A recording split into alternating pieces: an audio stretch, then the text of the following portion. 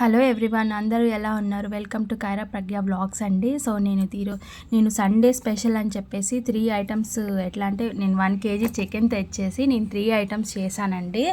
So ఏంటంటే ఒకటి fry చేశాను, ఒకటి పాప కోసం అని ఒక 3-4 పీసెస్ తీసుకొని చేశాను, ఇంకొంచెం అయితే గ్రేవీ లాగా చేశాను.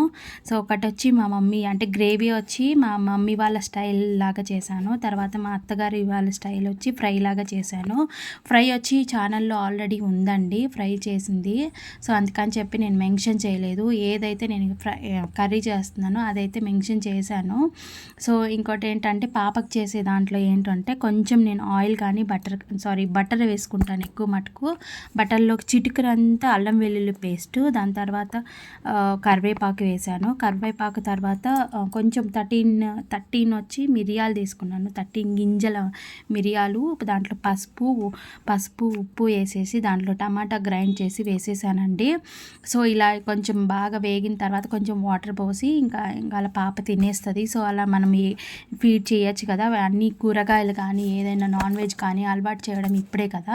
సో కాబట్టి నేను ఇలానే చేస్తాను. పప్పు కానీ ఏ కర్రీ అయినా కానీ మిరియాలతోటే కొంచెం కానీ జలుబు కానీ ఏమీ రాకుండా ఉంటుంది కదా. సో ఇంకోటి వచ్చి నేను బోన్స్ కూడా తెచ్చాను, మటన్ బోన్స్. సో అవి కూడా సూప్ చేశాను, బట్ నేను అప్పటికే ఇది చాలా లేట్ అయిపోయిందని చెప్పి నేను ఇంతవరకే పెట్టానండి. సో కర్రీస్ అయితే చాలా బాగా వచ్చాయి. సో ఇది స్పెషల్గా చేశాను, Sunday special. So thank you for watching. Please subscribe and share and comment. Kaira Pragya vlogs.